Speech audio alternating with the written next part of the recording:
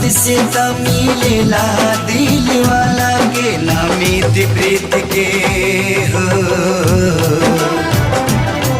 नामित प्रीत के रीत कबो भी जांचेला, इसके नचावे